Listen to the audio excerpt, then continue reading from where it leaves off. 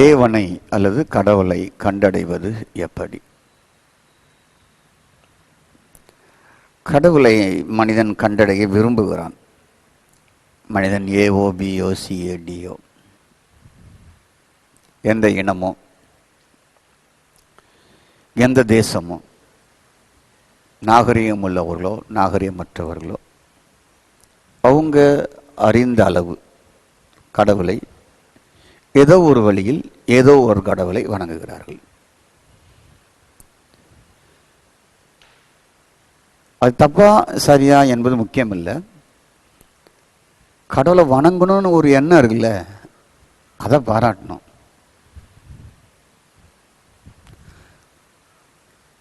ஸ்தோத்திரம். கடவுள் பக்தி உள்ளவனை தேடுகிறாராம், தனக்கு சொந்தமாக இருக்கும்படி. பக்தி உள்ளவனை தனக்கு சொந்த ஜனமாக ஏற்றுக்கொள்கிறவர் அவர். மனிதனுடைய பிறப்பிலே தெய்வத்தை தேடணுங்கிற ஒரு உணர்வோடவே அவன் படைக்கப்படுகிறான். அதான் மிக முக்கியமானது. தெய்வத்தை பற்றி வேதம் சொல்லுகிறது, அவர் வார்த்தை. நான் போன பகுதியிலே வார்த்தைனா என்ன, கிரேக்கர்கள் என்ன நினைக்கிறாங்க, எபிரேயர் என்ன நினைக்கிறாங்க. வார்த்தை என்பது ஒரு சாதாரண வார்த்தை இல்லை, அது உறவு கொள்கிற தெய்வம். ஒரு மனிதனை போன்ற ஒரு மனிதன் மனிதனோடு பேசுவது போல, ஒரு மனிதன் ஒரு மனிதனோடு உறவாக ஐக்கியமாக இருப்பது போல, ஐக்கியமாக இருக்கிற அந்த காரியத்திற்காக தான் வார்த்தை என்று சொல்லப்படுகிறது என்று கிரேக்கர்களுக்கும் எபிரேயர்களுக்கும் தெரியும். மேலான அறிவுடைய தேவனோடு, அவரை அறிகிற அறிவோடு, அவரோடு உறவு கொண்டு அவரை பற்றி அறிந்து கொள்வதுதான் வார்த்தை என்று அவங்களுக்கு தெரியாது. ஸ்தோத்திரம். ஆகவே இயேசு, நான் ஏற்கனவே சொல்லியிருக்கிறேன், வார்த்தையாக இருந்தார், மாமிசமானார், யோவான் 1:14. இது நல்லா அப்படியே அடிக்கடி பேசுகிறனால நீ புரிஞ்சுக்கணுங்கிறத நம்ம அடிக்கடி அதை பேசுகிறோம். இயேசு தேவன் முதல்ல வார்த்தையாக இருந்தார், தேவனாக இருந்தார், பிரைஸ், அப்புறம் ஜீவனானார் என்பதெல்லாம் நம்ம அடிக்கடி தெரிஞ்சுக்கொள்கிறோம். ஏன் பேசப்படுதுன்னா அதுக்கு தான் பேசப்படுகிறது. சுவிசேஷ புஸ்தகத்தில் இயேசுவை பற்றி நாம் பார்க்கும் போதெல்லாம் அவரை ஒரு வார்த்தையாகவே சொல்லப்பட்டிருக்கும். அதை பேதுருவும் தன்னுடைய நிறுவங்களிலேயும், 1 யோவான் 1:1 யோவானும் தன் நிறுவங்களிலேயும் அவர் வார்த்தையாக தாங்கள் பார்த்ததாக, கண்டதாக, தொட்டதாக எல்லாம் சொல்லுகிறார்கள். ஓகே. ஆனால் சுவிசேஷ இறுதியில் வரும்பொழுது பரிசுத்த ஆவியை பெற்றுக்கொள்ளுங்கள் என்று சொல்லுகிறார். உங்களுக்கு புரிஞ்சவங்களுக்கு ஸ்தோத்திரம். நான் போகிறேன் அப்படிங்கிறார். நான் பார்ப்போமா? யோவான் எடுத்துக்கொள்ளுங்க, பைபிள் எடுத்துக்கொள்ளுங்க. எப்பவுமே என்ன பண்ணணும்னா, நீங்கள் டிவியில் நல்ல செய்தியை கேட்கும்போது பைபிளை கையில் வச்சுருக்கணும். சிலர் நிறைய செய்தி கேட்குறாங்க பார்த்தீங்களா, அதனால் நல்ல செய்தி கேட்குறவங்களுடைய செய்தியை விட்டுருவாங்க. ஸ்தோத்திரம். நல்ல செய்தி பண்ணுற ஒரு ஆள் பண்ணாங்கன்னா நான் நோட்டு பேப்பரோடு உட்காந்துருவேன், அதிலிருந்து நல்ல காரியத்தை கற்றுக்கொள்வதற்கு. ஸ்தோத்திரம். யோவான் 16:16 இந்த உலகத்தை விட்டு நான் போகிறேங்கிறார். நான் பிதாவிடத்தில் போகிறபடியால் கொஞ்ச காலத்தில் என்னை காணாதிருப்பீர்கள், மறுபடியும் கொஞ்ச காலத்தில் என்னை காண்பீர்கள். எப்பா, நான் அந்த உலகத்தை விட்டே போகிறேன், என்ன நீங்கள் பார்க்க மாட்டீங்க, காண மாட்டீங்க அப்படின்னார். அதுக்கப்புறம் சொல்கிறார், என்னை காண்பீர்கள்ங்கிறார், கொஞ்ச காலத்தில் கொஞ்சம் காண்பீர்கள்ங்கிறார். ஸ்தோத்திரம். அப்போது காண மாட்டீர்கள், காண்பீர்கள். அப்புறம் சொல்கிறாரு 16:25 வரும்பொழுது, ஸ்தோத்திரம், இப்போ நான் போகிறேன், நான் மீண்டும் ஆவியானவர் வருவார், உங்களில் தங்கியிருப்பார், நான் திருப்பி வருவேன். நான் இப்பொழுது கடுகு விதையை கொண்டு ஓமையாக பேசினேன், விதைக்கிறனை கொண்டு ஓமையாக பேசினேன், வலையை கொண்டு ஓமையா பேசினேன், முத்து வியாபாரியை கொண்டு ஓமையா பேசினேன். இப்படி ஓமையா உங்களுக்கு நான் சொல்லி கொடுத்துட்டு இருந்தேன் இல்லையா? ஸ்தோத்திரம். திராட்சை செடியை பற்றி பேசினேன்.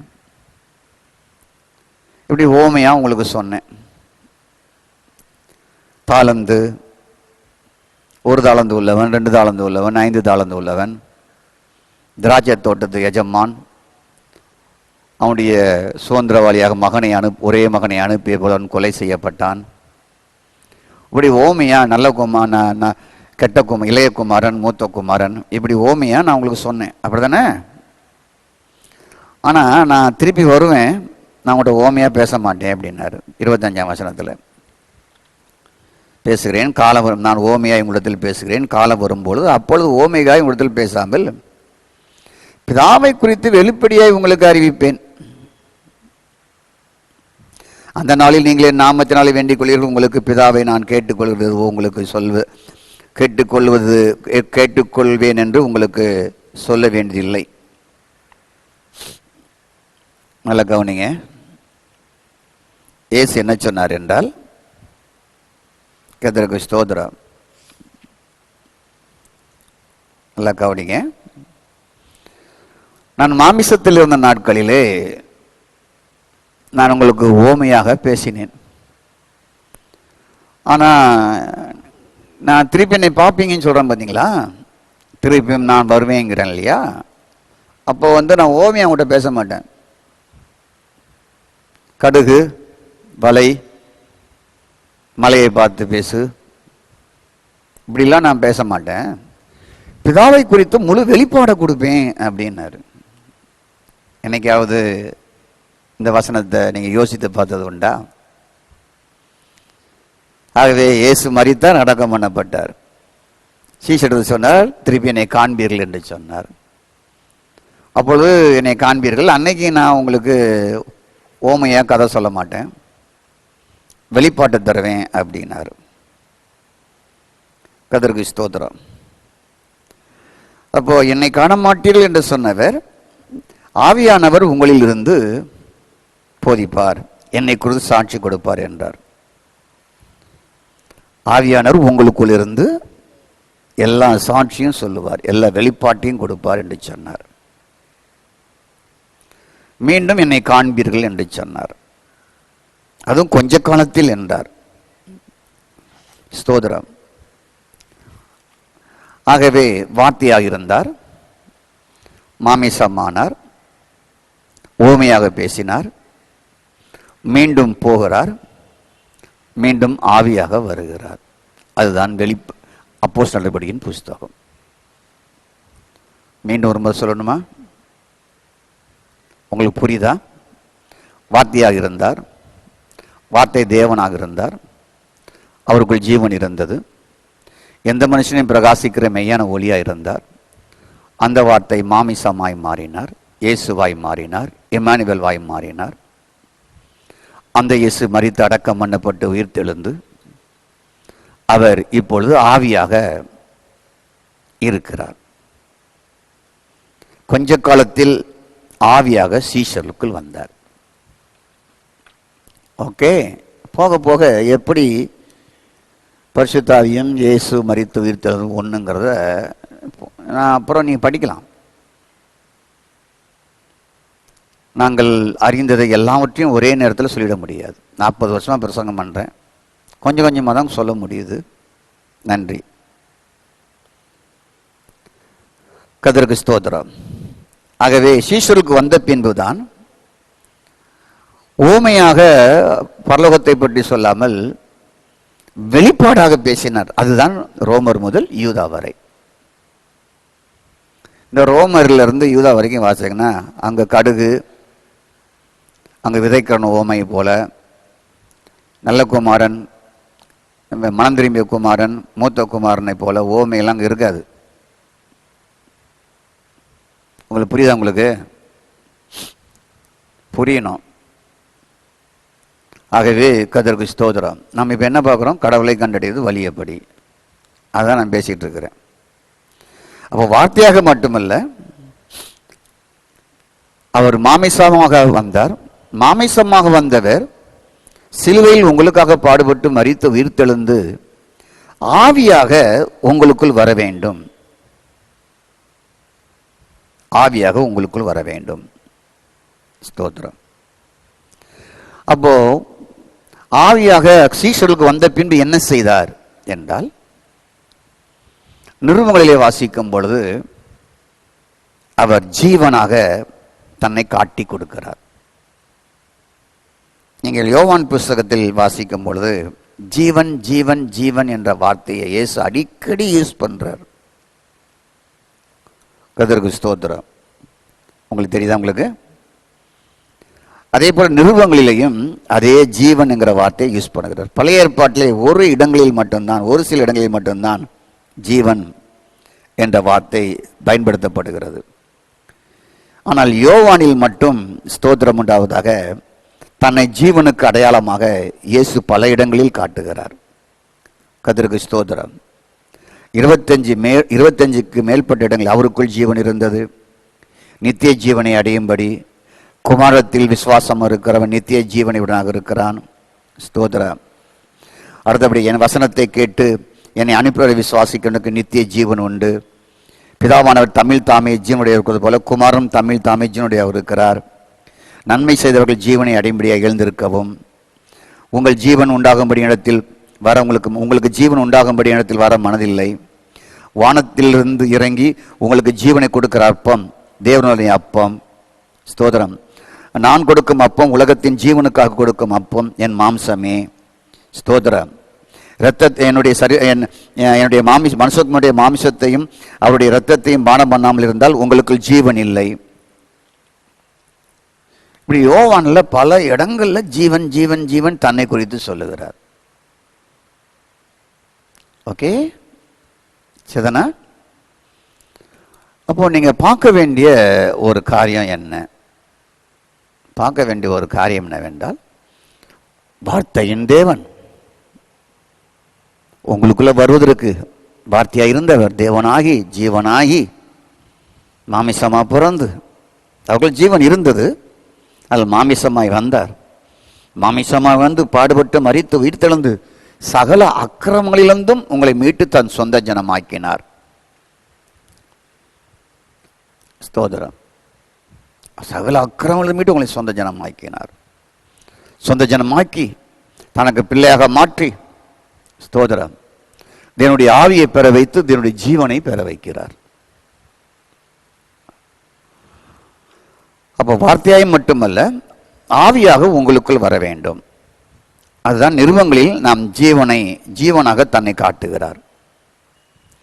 அப்போ வார்த்தை வழியாக, ஆவி வழியாக மட்டுமல்ல, ஜீவனாக உங்களுக்குள் வர வேண்டும். ஆனால் வார்த்தை தான் ஜீவன், வார்த்தை தான் ஆவி. கன்ஃபியூஸ் அடையக்கூடியது. இந்த வார்த்தை என்பது தேவனை பற்றி மேலான அறிவுடைய ஒருவரோடு அந்யோன்யம் கொள்ளுதல், உறவு கொள்ளுதல். அதான் வார்த்தை.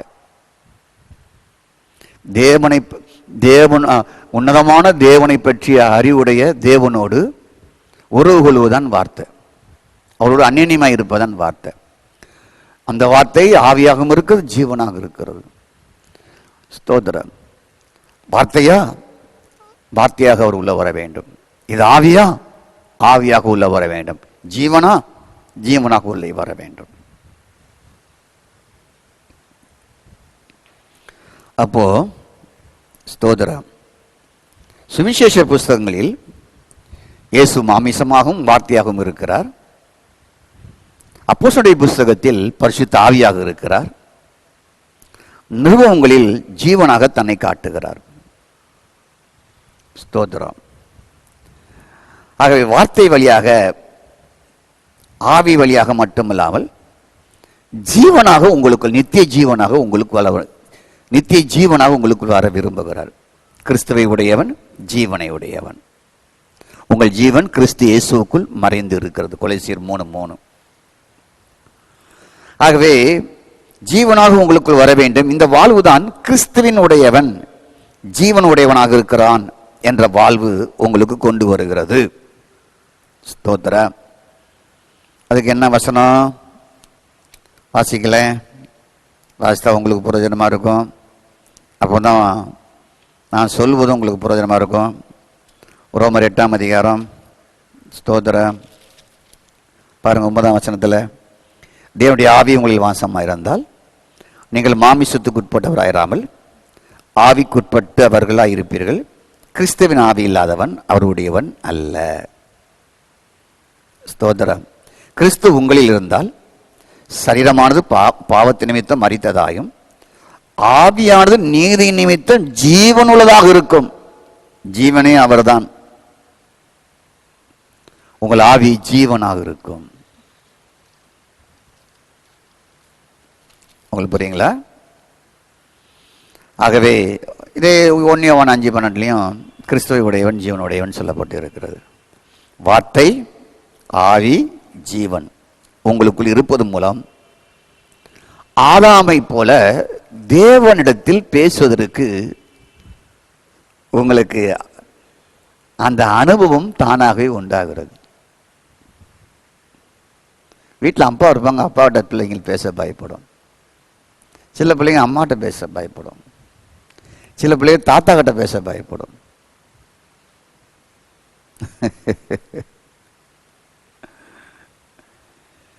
நம்ம தேவன் உன்னதமானவராக நம்ம பார்த்து கொண்டு இருக்கிறோம். உண்மைதான். பழைய ஏற்பாட்டை அவர்கிட்ட யாரும் பேச முடியாது. மோசையிட்ட பேசும்போதே அவரெல்லாம் மூஞ்செல்லாம் வேத்துட்டு, அவருக்கு மோசே பயந்துட்டார். அவர் பேச ஆரம்பிச்சோன்னா, ஐயோ அவரெல்லாம் என்கிட்ட பேச வேண்டாம், மோசே அப்பா நீ போய் பேசிட்டு ஏதாவது வார்த்தையை கொண்டு வாப்பா. மோசையை பேசிட்டு வரும்போது முகாடு போட்டுக்குவாங்க. ஏன்? மோசை முகத்தை கூட பார்க்க முடியாதான், அவ்வளோ பிரைட்னஸாக இருக்குமா. நம்ம அதை வாசித்து வாசித்து வாசித்து இன்னும் தேவன் அப்படிப்பட்டவராகவே எண்ணக்கூடிய கிறிஸ்தவர்கள் இருக்கிறார்கள், தேவ மனிதர்கள் இருக்கிறார்கள், பரிசுத்தவான்கள் இருக்கிறார்கள். அவர் மகாதேவன், அவர்கிட்ட யாரும் பேச முடியாது. 50 நாள் பட்னி கடந்து உடலை வருத்தி குடலை ஒன்றுமலமாக்கி அல்சர் வந்த அப்புறம் தான் அவர் தம் முகத்தை காட்டுவார் அப்படின்னு என்னை போல சொல்லிக் கொடுக்குறவங்க இருக்க தான் செய்கிறாங்க. கர்த்தருக்கு ஸ்தோத்திரம்.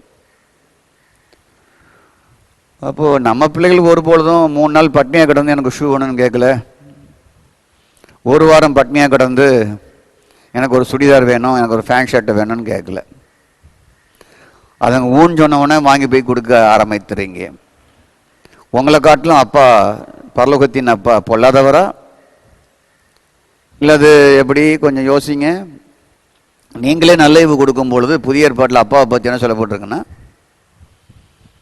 ஸ்தோத்திரம் உண்டாவதாக, உன்னை காட்டிலும் என் பிதா நல்லவர்ன்றார் இயேசு. அப்போ கிறிஸ்தவர்களும் அப்பாவை மோசமாக பேசுகிறாங்க.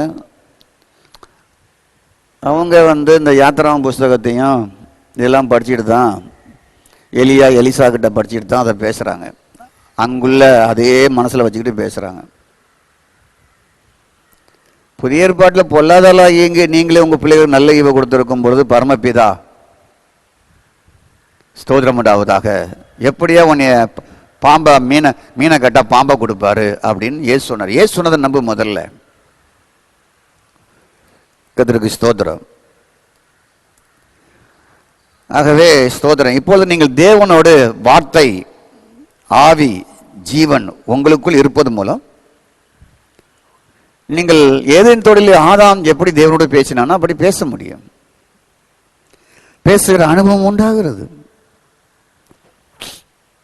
தேவ வார்த்தை கூறுவது என்ன? தேவனுடைய ஆவி உங்களில் வசித்தால். எப்படி? தேவனுடைய ஆவி உங்களில் வசித்தால்.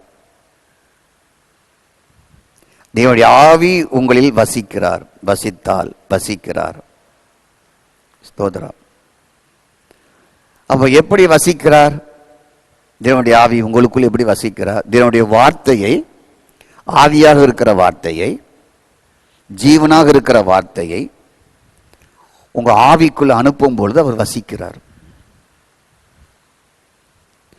நீங்கள் வார்த்தையை அனுப்ப உள்ளே இருந்து ஆவியானவர் நீங்கள் அனுப்புறது என்னுடைய வார்த்தையை ஆவியாக அதை செயல்பட வைக்கிறார். உங்கள் ஆவிக்குள் வார்த்தை போக போக போக போக போக ஸ்தோத்திரம் உண்டாவதாக. தேவனுடைய வார்த்தை ஆவியாக இருக்கிறதா? அந்த வார்த்தையை நீங்கள் காதால் கேட்டு வாசித்து உள்ளே அனுப்புகிறீர்களா? அனுப்ப அனுப்ப உள்ளே இருக்கிற ஆவியானவர் என்ன செய்வார்? வார்த்தையே ஆவியாக இருக்கிறது, உள்ளே இருக்கிற ஆவியானவர் என்ன செய்வார்? வார்த்தை ஜீவனாக இருக்கிறது, உள்ளே இருக்கிற ஆவியானவர் என்ன செய்வார்? வார்த்தை வாசித்து அனுப்பப்பட்ட வார்த்தை என்னவாக இருக்கிறதோ அதுவெல்லாம் உங்களுக்கு செய்வார்.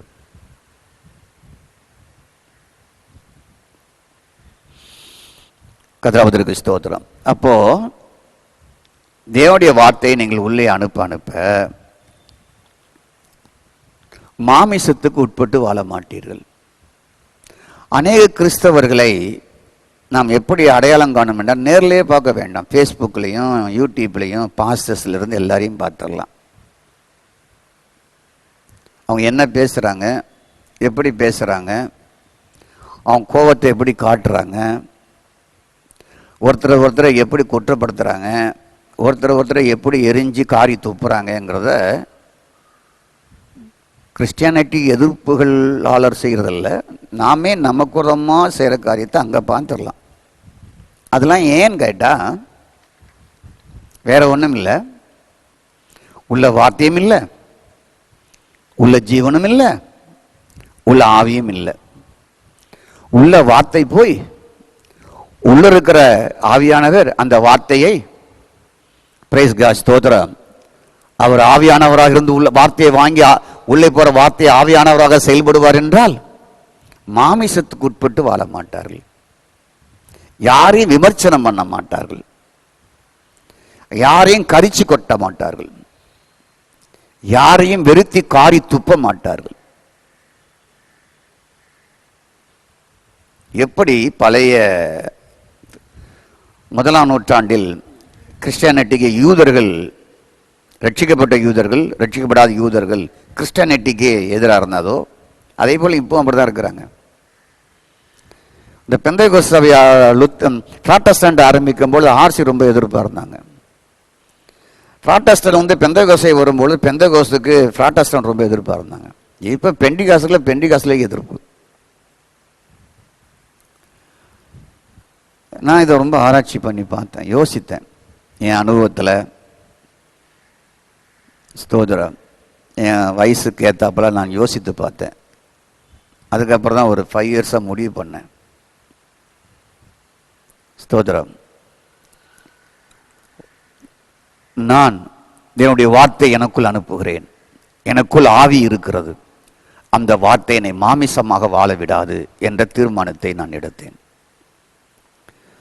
ஆகவே மாமிச உட்பட்டு வாழ்ந்திட நீங்களே அனுமதிக்க மாட்டீர்கள். ஏனென்றால் ரோமர் 8:9 அதுதான் சொல்லுகிறது. யாராவது படிப்பாங்களா? நம்முடைய கிறிஸ்தவர்கள் அந்த ரோமர் புத்தகத்தை படிப்பார்களான்னு எனக்கு ஒரு சந்தேகம் வருகிறது. ஸ்தோத்திரம். ரோமர் 8:9 வாசிக்கும் பொழுது, தேவனுடைய ஆவி உங்களில் வாசமாயிருந்தால், தேவனுடைய ஆவி உங்களில் வாசமாயிருந்தால் நீங்கள் மாமிசத்துக்கு உட்பட்டவராய் இராமல்.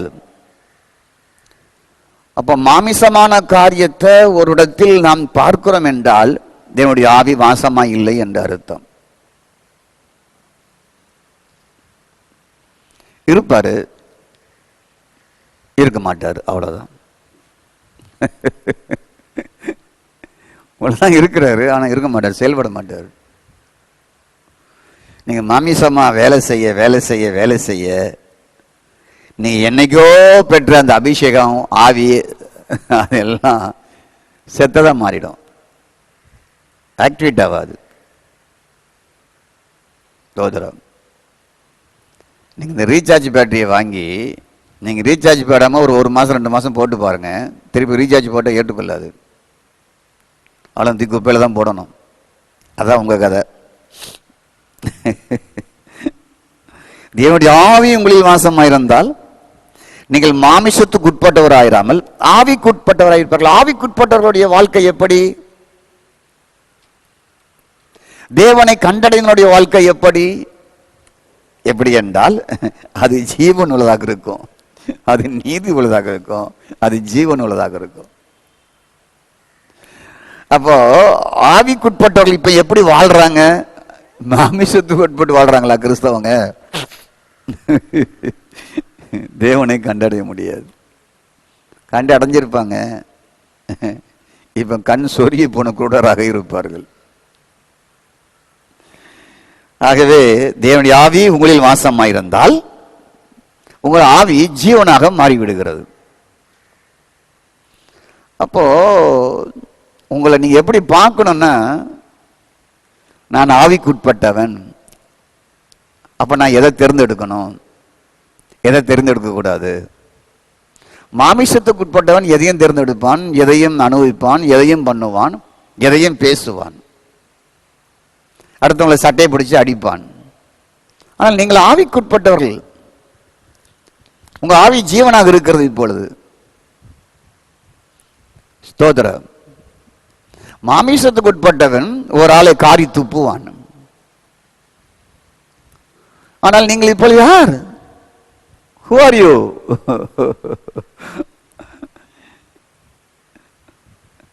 நீங்கள் ஆவிக்குட்பட்டவர்கள். அப்போ நாம் நடத்துகிற சபை, நாம் நடத்துகிற ஜெப கூட்டம், நாம் நடத்துகிற மாநாடு எப்படி ஆரம்பித்து எப்படி முடிகிறது என்பதை பார்க்க வேண்டும். எப்படி அனைத்தும் வாழ்க்கையில் இருக்கிறது என்பதை பார்க்க வேண்டும். ஆரம்பிக்கிறது மட்டும் ஆவிலே ஆரம்பித்து முடிவை மாமிசத்தில் முடிக்கக்கூடாது. ஸ்தோத்திரம். அப்போ உங்க ஆவிக்குள் வார்த்தைகள் ஆவியாக உள்ளே போக போக, நீங்கள் வேத வார்த்தையை அனுப்ப அனுப்ப, தேவனுடைய அளவற்ற, போன வாரத்தில் பேசுறேன், போன மெசேஜில் அவருடைய அளவற்ற ஐஸ்வர்யன்னு சொல்லி, அவருடைய அளவற்ற ஐஸ்வர்யத்தை கிறிஸ்துவின் ஆவி வழியாக காண முடியும், பெற முடியும், அனுபவிக்க முடியும். அங்கதான் கடவுளை கண்டடைவது எப்படி என்பதே இருக்கிறது. உங்களுக்கு புரியுதுங்களா? உங்களுக்கு ஓகே? அறிவதா அனுபவிப்பதா? அறிவது ஒன்று இருக்கு, அனுபவிப்பது ஒன்று இருக்கு. உங்க லேப்டாப் தெரியுமா? தெரியும். ஐபோன் பத்தி தெரியுமா? தெரியும். ஆண்ட்ராய்டு போனை பத்தி தெரியுமா? தெரியும். அது அறிதல். அது உள்ள உட்காந்து ஓபன் பண்ணி வேலை செய்ய தெரியுமா? தெரியாது. அதான் அனுபவிப்பது. நம்ம எல்லாமே தெரிஞ்சு வச்சிருப்போம். வாஷிங் மிஷின் தெரியுமா? தெரியும். அதை ஆப்ரேட் பண்ண தெரியுமா? டிஷ்வாஷர் தெரியுமா? தெரியும். டிஷ்வாஷர் ஆப்ரேட் பண்ண தெரியுமா? உங்களுக்கு புரியும்? உங்களுக்கு வாட்ச் தெரியுமா? தெரியும். வாட்சை ரிப்பேர் பண்ண தெரியுமா? ரிப்பேர் ஆக்க தெரியும். அப்போ அறிவது வேற, அனுபவிப்பது வேற. இயேசு மரித்து உயிர்த்தெழுந்த பின்பு நடபடி புஸ்தகத்தில் என்னன்னாரு? அப்போஸ்தலர்களுடைய புஸ்தகத்தில் ஆவியாக மாறினார். நிறுவனங்களில் எப்படி மாறினார்? ஜீவனாக மாறினார். வாசிக்கலாம். இது சொல்லிட்டு நீ வாசித்து பார்க்கணும். இன்னைக்குள்ள இருக்கிற எல்லா சபையும் எங்க நின்றுட்டுன்னா, ஸ்தோத்திரம், ரோமன் கத்தோலிக் சபை நல்ல சபை. எங்களுடைய தலைவர் ஒருவர் சொல்வார், அங்கே விக்கிர ஆராதனை மட்டும் இல்லாவிட்டால் நாமே அதை விட்டு வெளியே வரணும் அப்படிம்பாரு. ஏன்னா நல்ல ஒழுக்கமெல்லாம் அங்கே உள்ள இருக்கு. நல்ல ஒழுக்கத்தை அவங்ககிட்ட படிக்கலாம். ஒழுக்கம், டிசிப்ளின், அவங்க அதிகாலையில் எழும்புறது, ப்ரேயர் லைஃப்பு, இதெல்லாம் ரொம்ப மெச்சூர்டாக இருக்கும். அவங்க பேசுறதெல்லாம் ரொம்ப கனமான வார்த்தை பேசுவாங்க. அவங்க ஒரு லெவலில் நின்றுட்டாங்க. ப்ராட்டஸ்டாண்ட் என்ன வந்தாங்க, அதுலேருந்து அவங்க ஒரு அளவில் நின்றுட்டாங்க. அதுலேருந்து வந்த பெந்தைக்கோஸ்தை சபைகள், எங்களை சேர்ந்தவங்க, ஆவிக்குரிய சபைகள், ஆவிக்குரிய ஜெப கூட்டங்கள், ஆவிக்குரிய சுவிசேஷ ஊழியங்கள் எல்லாமே அப்போஸ்தலர் 2ஆம் அதிகாரத்தில் நின்றுட்டாங்க. இன்னைக்கு வரையும் நின்று இருக்கிறாங்க. அதுக்கப்புறம் வண்டி ஸ்டார்ட் ஆகலை. அதுக்கப்புறம் வண்டி ஸ்டார்ட் ஆகி மூவ் பண்ண தெரியல. ஸ்தோத்திரம். பாருங்கள், எல்லாமே பரிசுத்த ஆவியிலேயே நிற்பார்கள். ஆவியில் ஆராதனையில் நிற்பார்கள். நல்ல கை தட்டுவார்கள், நல்ல ஆராதிப்பார்கள், நல்ல அந்நிய பாஷை பேசுவார்கள். அது இல்லாட்டா ஆராதனையே கிடையாது. ஒரு 10-20 நிமிஷம் அது கைத்தட்டி அந்நிய பாஷை பேசினாதான் அது முழு ஆராதனை. இல்லாட்டா அவங்க மனம் ஏற்றுக்கொள்ளாது, ஜீர்ணிக்காது. அந்த ஒர்ஷிப்பில் ஒரு ஒரு வீரியம் இல்லாட்டா அவங்களால அது ஏற்றுக்கொள்ளவே முடியாது. ஆனால் உங்களுக்கு சொல்லுகிறேன், அதோடு நின்றக்கூடாது. உங்களை நிறுவங்களை போனால் தான் வாழ்க்கை இருக்குது, கடவுளை கண்டடைய முடியும். அங்கே தான் ஹூ ஆர் யூ, நீ யார் என்பதெல்லாம் பார்க்கலாம். ஸ்தோத்திரம். நீ தேவனுடையவன், நீ ஆவிக்குட்பட்டவன், நீ தேவனுடைய பிள்ளையாக இருக்கிறாய். கிறிஸ்துவின் ஆவி உங்களில் இருக்கிறது. கிறிஸ்துவே அந்த நித்திய ஜீவன். நீ வானத்துக்குரியவன். அங்கதான் இதெல்லாம் இருக்குதுங்க. யாராவது சொல்லி கொடுக்குறாங்களா? அதை என் நிறுவத்தை வாசிதானே தெரியும். அநேக கிறிஸ்தவர்கள் பிரசங்கிக்கிறவர்கள நிறுவங்களை விட்டுட்டாங்க. ஏன்னா நிறுவங்களை தான் ஜீவனாக இயேசு இருக்கிறார். யோவானில் வெளிப்படுத்தி கொடுக்கப்பட்ட அந்த ஜீவனாகிய இயேசு நிறுவங்களை தான் இருக்கிறாரு. நான் ஓமையா பேசணும்பா, திருப்பி நான் வருவேன்பா, ஆவியானவர் உங்களுக்குள் தங்கியிருப்பாருப்பா, அன்னைக்கு ஓமையா பேச மாட்டேன்பா, பிதாவை குறித்து எல்லாம் வெளியரங்கமா வெளிப்பாடாக நான் பேசுவோம்பா அப்படின்னாரு.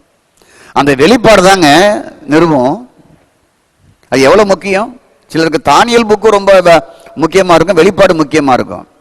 வெளிப்படுத்தல் சுவிசேஷம் சிலருக்கு முக்கியம், தானியல் முக்கியம். அதை வச்சுதான் வாழ்க்கையே ஓடும். அதை வச்சுதான் பைபிள் ஸ்டடி சொல்லி சொல்லி சொல்லி வாழ்க்கையே ஓடிட்டு இருக்கும். நிறுவத்தை பத்தி படிப்பா. அல்ல இயேசு என்னவாக இருக்கிறார், கடவுளை கண்டடைகிற வழி என்ன, நீ எப்படி வாழலாம்ங்கிற வாழ்க்கையெல்லாம் அல்லதான்பா இருக்கு. கர்த்தருக்கு ஸ்தோத்திரம். அப்ப நிறுவங்களில் ஜீவனாக இருக்கிறார் என்பதை ஆவிக்குரியவர்கள் அதோடு இல்லாமல் போய்விட்டார்கள், நின்று விட்டார்கள். அப்போஸ்தலர் புஸ்தகத்தில் நின்று விட்டார்கள். ஸ்தோத்திரம். அவர்கள் இயேசுவை நிறுவங்களில் ஜீவனாக ஆவியாக கண்டு அதற்குள் நுழையாமல் இருந்து விட்டார்கள். ஸ்தோத்திரம். அப்போ இயேசு நிறுவங்களில் ஜீவனாக, ஜீவனுடைய ஆவியாக இருக்கிறார். பல வார்த்தைகள் ஏற்கனவே சொல்லியிருக்கிறேன். ஆகவே ரோமர் 6:4 நீங்க வாசிக்கும் பொழுது பாருங்க, ஆவியானவர் வெளிப்படுத்தி வைத்திருக்கிறார். அதான் சொன்னார், நான் ஓமையா பேச மாட்டேன்னு சொன்னார் இல்லையா. அப்ப என்ன சொல்லி வச்சிருக்காருன்னு பாருங்களேன். 6:4 6:4 தான் நினைக்கிறேன். மேலும் பிதாவின் மகிமையினாலே கிறிஸ்துவின் மரித்தோரிலிருந்து எழுப்பப்பட்டது போல கிறிஸ்து மரித்தோரிலிருந்து எழுப்பப்பட்டது போல நாமும் புதிதான ஜீவன் உள்ளவர்களாய் நடந்து கொள்ளும்படிக்கு, நாமும் புதிதான ஜீவன் உள்ளவர்களாய் நடந்து கொள்ளும்படிக்கு அவரும் ஜீவன் உள்ளவர், நீயும் ஜீவன் உள்ளவனாய் நடக்க வேண்டும். கிறிஸ்துவின் உடையவன் ஜீவன் உடையவன். உங்க ஆவி ஜீவனாய் இருக்கும். மாமிசத்துக்குட்பட்டவன் தேவனுக்கு பிரியமாய் இருக்க முடியாது. ஆவியின்படி நடக்கும் பொழுது அவன் ஆவி கிறிஸ்துவின் உடையவனாய் இருப்பான், அவன் ஆவி ஜீவனாய் இருக்கும்.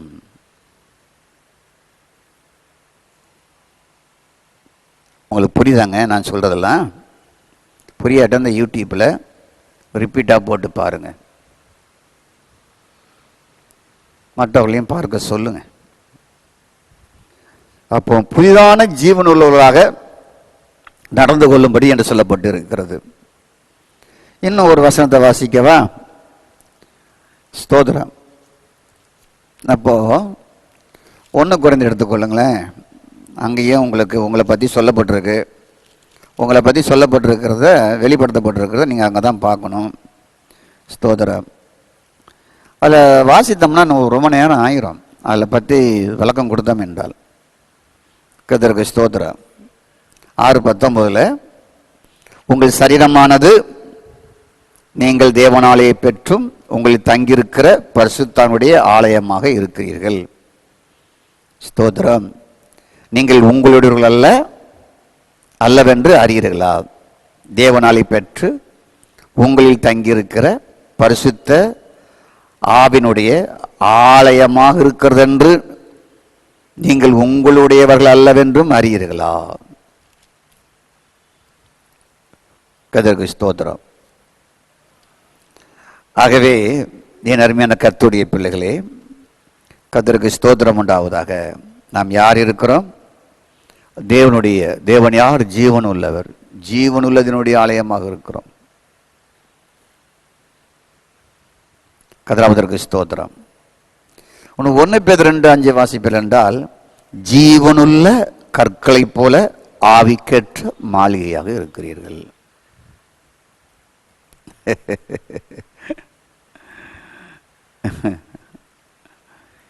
அதான் நான் சொல்றேனே, அப்போஸ்தலர் 2ஆம் அதிகாரத்திலேயே எல்லா பிரசங்கியாரும் நின்னுட்டாங்க. அதான் பிரச்சனை. அதுக்கு மேலே அவங்களால மூவ் பண்ண தெரியல. சொல்லுங்க, அதுக்கு மேலே மூவ் பண்ண தெரியல. மூவ் பண்ண தெரியலன்னு அதை படிக்கலை. அது படித்தாதானே உங்களுக்கு தெரியும். கர்த்தருக்கு ஸ்தோத்திரம். ஆகவே கர்த்தருக்கு ஸ்தோத்திரம் உண்டாவதாக. நாம் பிரைஸ் காட் ஸ்தோத்திரம் 6 நாளில் ஜீவனுள்ளவர்களாய் நாம் நடக்க வேண்டும் என்று பார்த்தோம். 8:10 ரோமரில் நீதி நிமித்தம் நம்முடைய ஆவி ஜீவனுள்ளாக இருக்கிறத பார்த்தோம். 9:26 ரோமரில் ஜீவனுள்ள தினுடைய பிள்ளைகள் என்று பார்க்கலாம். ஸ்தோத்திரம். 14:9 ரோமரில் கிறிஸ்துவும் மரித்தோர் மேலும் ஜீவனுள்ளோர் மேலும் ஆண்டவராய் இருக்கும் பொருட்டு மரித்தும் எழுந்தும் பிழைத்தும் இருக்கிறார் என்று சொல்லப்பட்டு இருக்கிறது. ஸ்தோத்திரம். அடுத்தபடியாக 3:3 2 கொரிந்தியர் 3:3 ஜீவனுள்ள தேவனுடைய ஆவியினாலும் என்று சொல்லப்பட்டு இருக்கிறது. ஸ்தோத்திரம். 6:16 2 கொரிந்தியர்ல நீங்கள் ஜீவனுள்ள தேவனுடைய ஆலயமாக இருக்கிறது சொல்லப்பட்டு இருக்கிறது. ஸ்தோத்திரம். ஜீவனுள்ள தேவனுடைய ஆலயமாக இருக்கிறது என்று சொல்லப்பட்டு இருக்கிறது. சொல்லிக்கிட்டே போலாம். அப்போ நிறுவங்களில் ஜீவனாக ஜீவ ஆவியாக இருக்கிறார். நாம் புதிய ஜீவனுள்ளாக நடக்க வேண்டும். ஜீவனுள்ள ஆலயமாகவும் இருக்கிறேன்னு சொல்லப்பட்டு இருக்கிறது. ஜீவனுள்ள கற்களை போல ஆவிக்கற்ற மாளிகையாக இருக்கிறேன்னு சொல்லப்பட்டு இருக்கிறது. இயேசு கிறிஸ்து ஜீவனுடைய ஆவியின் பிரமாணம் என்னை பாவ மரணம் என்ற பிரமாணத்திலிருந்து விடுதலை ஆக்கிட்டு என்று ரோமர் 8 சொல்லுகிறது. என்னது? ஜீவ பிரமாணம். பழைய ஏற்பாட்டு பிரமாணம் நியாய பிரமாணம். இது உயிர் கொடுக்கிற பிரமாணம், அது உயிர் எடுக்கிற பிரமாணம். பழைய ஏற்பாட்டில் ஒரு தாயும் தகப்பனையும் கனம் பண்ணாம முரட்டாட்டமான பிள்ளையா இருந்தால் கொல்லணும். இப்போ ரட்சிக்கிறது. பழைய ஏற்பாட்டில் அவன் பாவத்தின் மேலே இதனுடைய கோபம் இருந்தது. புதிய ஏற்பாட்டில் அவனுடைய பாவத்தின் நிமித்தம் இரக்கம் இருக்கிறது. ஏன்னா கிறிஸ்துவின் பலி அந்த இரக்கத்தை உண்டாக்கி வைத்திருக்கிறது. அதான் வித்தியாசம். அந்த அடிப்படையில் நம்ம எல்லாத்தையும் பார்க்கணும். கர்த்தருக்கு ஸ்தோத்திரம் உண்டாவதாக. ஆகவே நீங்கள் நிறுவனங்களெல்லாம் கிறிஸ்துவாகிய ஜீவனுக்குரிய காரியத்தை வெளிப்படுத்தப்பட்டு இருக்கு. ஏன்னா ஓமையோடு பேச மாட்டேன், ஓமையாக நான் பேச மாட்டேன். நான் பிதாவை குறித்து வெளிப்பாட்டு தருவேன். வெளிப்பாடு எங்க கொடுத்தாரு? நிறுவனங்களை கொடுத்திருக்கிறாரு. அப்போ அப்போஸ் நடவடிக்கையிலே நின்றுக்கிட்டே குதிரையை ஓட்டிக்கிட்டே இருந்தா குதிரை அதுக்குள்ளதான் ஓடுது. நான் 40 வருஷத்துக்கு முன்னால பிரசங்கத்தில் ஒரு கதை சொல்லுவேன். அதெல்லாம் இப்போ விட்டாச்சு. என்னன்னா 50 வருஷத்துக்கு முன்னால மின்சாரம் இல்லாத இந்திய தேசம். 60 வருஷத்துக்கு முன்னால நான் பிறந்தது சென்னை. கரண்டே இல்லை. நான் எஸ்எல்சி படிக்கிற வரைக்கும் கரண்ட் இல்லாத வீட்டில் தான் இருந்தேன். கோடம்பாக்கத்தில் கரண்ட் இருக்கிற வீடு பணக்கார வீடு. புரிஞ்சுங்க. தமிழ்நாட்டில் பிறந்த குடிசை வீட்டில் எங்கேயுமே கரண்ட் கிடையாது. கர்த்தருக்கு ஸ்தோத்திரம். குடிசை வீடு 10 ரூபா 5 ரூபா வாடகை. ஒரு ஓடு போட்ட வீடு 20 ரூபா வாடகை. ஒரு காங்கிரீட் போட்ட வீடு எப்படின்னா 30 ரூபா வாடகை. அதை கொடுக்கறதுக்கு மக்களுக்கு அன்றைக்கி முடியாது. நீங்கள் 3000 4000 வாடகை சொல்கிற வீடு தான் 30 ரூபாய்க்கு போன வீடு தான். கர்த்தருக்கு ஸ்தோத்திரம். கரண்ட் இல்லாத காலங்கள். அந்த கரண்ட் இல்லாத காலத்தில் ஒரு ஊர் பண்ணையர் மகனுக்கு திருமணம் வந்துதான். விடிய காலம் 4 மணிக்கு தாலி கட்டு, 5 மணிக்கு தாலி கட்டு, சூரியன் உதிக்கில் தாலி கட்டணும். அப்போ மாப்பிள்ளை எல்லாம் பெண் மாப்பிள்ளை வீட்டுக்காரர் எல்லோரும் போயாச்சு. மாப்பிள்ளை தான் ஃப்ரெண்ட்ஸோட அடுத்த மாட்டு வண்டியில் போகணும். அது அன்றைக்கி மாட்டு வண்டி காலம், பஸ்ஸெலாம் கிடையாது. அப்போது இவனை கூப்பிட்டு, உழவனை கூப்பிட்டு, டேய் மாடை கட்டப்பா, கட்டியாச்சு. நைட்டு ஒரு 2 ஹவர்ஸில் போயிடலாம். நைட்டு ஒரு 12 மணிக்கு புறப்பட்டா போயிடலாம். 12 மணிக்கு போயிடலான்னு போனால் மணி 12. வண்டி ஏறி உக்காந்தாச்சு. உக்காந்தானா வண்டி போகுது. மணி 4 போது. வண்டி எங்கே இருக்குன்னா புறப்பட்ட இடத்துல தான் இருக்குது. ஆனால் வண்டி போயிட்டு தான் இருக்குது. வண்டி போகுது. 4 மணிக்கு வீட்டாண்டு தான் நின்றுட்டு இருக்கு மாடு. எப்படின்னா ஏற்றம் இறைக்க கமல மாடுன்னு ஒரு மாடு வச்சுருந்தாங்க. அந்த மாடுடைய பழக்கம் எப்படின்னா முன்னையும் போகும் பின்னையும் வரும். செக்கிழுக்கிற மாடுன்னு ஒரு மாடு இருக்குது. அது சுற்றி சுற்றி தான் வரும். ஸ்தோத்திரம். இந்த கமல மாடு என்ன செய்யும்னா ஒரு 100 அடி போகும். தண்ணி மேலே வரும், கிணத்துல இருந்து வாய்க்கால் செடிகளுக்கு பாயும். திருப்பி பேக்லேயே அந்த மாடு வரும். அது இந்த மாட்டை கட்டிட்டான். இந்த மாடு முன்னையும் பின்னையும் போய் இவன் கல்யாணத்துக்கே போக முடியாம ஆகி போச்சான். இந்த கதையை நான் ஆரம்ப நாட்களில் சொல்லுவேன். நாம் எங்க நின்றுட்டோம் என்றால் இதே போல அப்போஸ்தலர் நடபடியிலேயே நாம் நின்று விட்டோம். அதான் ப்ராப்ளம். அதுதான் லைஃப் இல்லாமல் போயிட்டு, வாழ்க்கை இல்லாமல் போயிட்டு. நான் கிறிஸ்துவினுடையவன், நான் ஜீவனுடையவன், நான் புது சிருஷ்டி, நான் புதிய மனுஷனை தரித்து இருக்கிறேன், நான் வானத்துக்குரியவன், நான் அவருடைய எலும்புக்குரியவன், நான் அவருடைய அவயமாக இருக்கிறவன். இதெல்லாம் பிதா கொடுத்த வெளிப்பாடுகள், ஓமையாய் பேசாமல் கொடுத்த வெளிப்பாடுகள். அது எங்கே இருக்கிறது என்றால் நிருபங்களில் இருக்கிறது. இவைகளை அறிந்து இந்த வார்த்தையை உள்ளே அனுப்பும் போதுதான் அதுவாக வாழ்வாக மாறும். மாறிவிட்டால் யார் முகத்திலும் யாரும் காரி துப்ப மாட்டார்கள். கதிராபதற்கு ஸ்தோத்திரம். ஆக நன்றாக கவனிங்க. நம்முடைய ஜீவனாகிய கிறிஸ்து கொலோசியர் 3:4 சொல்லப்பட்டு இருக்கிறது. ஆகவே ஜீவனுக்குரிய காரியங்கள் எல்லாம் நிருபங்களில் வாசிக்கலாம். நம்முடைய அறிவின் மூலமாக, நம்முடைய மனம் மூலமாக நாம் வேதத்தை வாசித்தால் வெறும் அறிவாக மனமாக இருக்கும். வேத வார்த்தையை அறிவாக வாசிக்க கூடாது. ஆவியோடு வாசித்தால் அது ஆவியும் ஜீவனாக வல்லமையாக உங்களுக்குள் அனுபவிப்பது ஏற்படும். அதன் மூலமாக தேவனை சேவிப்பது, தேவனுடைய உறவாக இருப்பது உண்டாகும். உங்களுக்கு புரியுதா? உங்களுக்கு ஹலோ? பைபிளை அறிவு மூலமாக, ஸ்தோத்திரம், மனம் மூலமாக வாசிக்க வாசிக்க அதன் வெளிப்பாடு தான் இருக்கும். கம்ப்யூட்டர்லாம் யூஸ் பண்ணது தப்பு இல்லை. அமெரிக்காவில் நடக்குது, சைனாவில் நடக்குது, அது எங்கே நடக்குது, இங்கே எவன் குண்டு போட்டான், அது எங்கே குண்டு போட்டான், இதெல்லாம் அறிவின் பிரசங்கம். அது பயமும் ஏசு வந்துட போறாரு, நான் ஆயத்தமா இல்லை அப்படிங்கிற ஒரு பயத்தையும் நடுக்கத்தையும் கொடுத்துக்கிட்டே இருக்கும். அது அறிவது நல்லதுதான். அறிவு என்னைக்குமே ஏதேன் தோட்டத்திலிருந்து வந்தது. அதில் நன்மையும் இருக்கும், தீமையும் இருக்கும். அது நான் தப்புன்னு சொல்லலை. அந்த செய்தியெல்லாம் நான் குற்றப்படுத்தவும் இல்லை. நாம் அறிவின் வழியாக வேதத்தை படிப்போம் என்றால், மனம் வழியாக வேதத்தை படிப்போம் என்றால், அது அறிவாகத்தான் மனமாகத்தான் தேவ செய்தி வெளிவரும். 4 சுவிசேஷரின் சீஷர்கள் மாமிசமான இயேசுவை பார்த்தார்கள். அவரை வார்த்தையாக பார்த்தார்கள். அவரிடம் கற்றுக்கொள்வது நாள்தோறும் இருந்தது. அதே வேளையிலே மாமிசமான இயேசுவை அவர் என்ன சொல்றார் என்றால், நாங்கள் தொட்டது, நாங்கள் பார்த்தது, நாங்கள் நோக்கி பார்த்தது என்று 1 யோவான் 1 சொல்லுகிறார்கள். மாமிசமானவர் அல்ல, அவர் வார்த்தை என்று சொல்லுகிறார். 1 யோவான் 1:1. அப்போஸ்தலர் நடபடியில் அவர்கள் என்ன சொல்றார் என்றால், ஆவியானவராக அவரை சொல்லுகிறார்கள் அப்போஸ்தலர்கள். ஆனால் நிருபங்களை நீங்கள் வாசிக்கும் போது பிரைஸ் காட், ஜீவன் தரும் ஆவியாக ஜீவனாக, ஆவியாக, பிரைஸ் காட், ஸ்தோத்திரம், ஜீவனாகிய கிறிஸ்துவாக உள்ளே வசிப்பவராக அவரை அனுபவித்தார்கள் அப்போஸ்தலர்கள். அந்த அனுபவம் தான் நமக்கு தேவை. அதுதான் வெற்றி வாழ்க்கை தரும். மாமிசத்தில் இருந்த இயேசுவை பார்த்தார்கள், அவரை வார்த்தை என்று சொன்னார்கள்.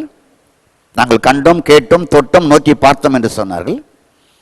நிருபங்களில் வரும்போது ஸ்தோத்திரம், ஜீவன் தரும் ஆவியாக, உள்ளே வசிப்பவராக, குமாரனின் ஆவியாக, கிறிஸ்துவின் ஆவியாக, ஜீவனாகிய கிறிஸ்துவாக, ரோமர் 8:16, 1 கொரிந்தியர் 6:19, 2 தீமோத்தேயு 4:22 படி கிறிஸ்துவின் ஆவியாக உள்ளே இருக்கிறார் என்பதை அவர்கள் அனுபவித்து எழுதி வைத்திருக்கிறார்கள் ஆவியானவரை கொண்டு. Praise God. இயேசுவை வார்த்தையாக அறிந்த சீஷர்கள் உயிர்த்தெழுந்த பின்பு இயேசுவை ஜீவனுள்ள ஆவியாக தங்களில் அனுபவித்தார்கள். ஒரே ஒரு வசனத்தை வாசித்து நான் முடிக்கிறேன். 2 தீமோத்தேயு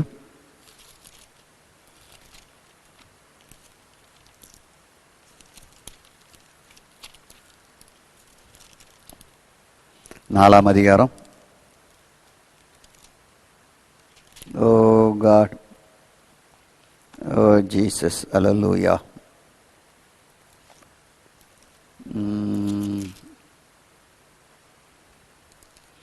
4:22, கர்த்தராகிய இயேசு கிறிஸ்து உன் ஆவியோடு இருப்பாராக. கர்த்தராகிய இயேசு கிறிஸ்து உன் ஆவியோடு இருப்பாராக. யாரு? கர்த்தராகிய இயேசு கிறிஸ்து.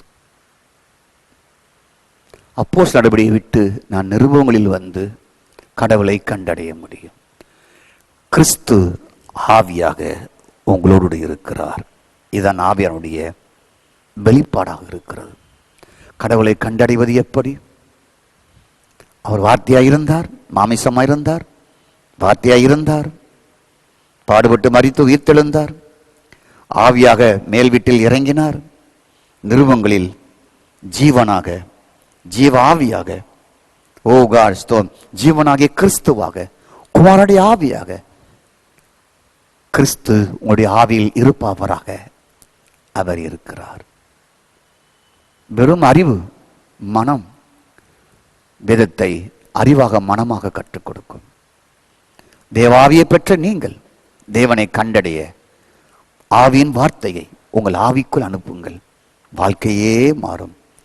கடவுளை அனுதினமும் கண்டு அறிந்து நீங்கள் ஜீவன் உள்ளவராக உங்கள் நடக்கையில் வாழ்ந்து காட்டுவீர்கள்.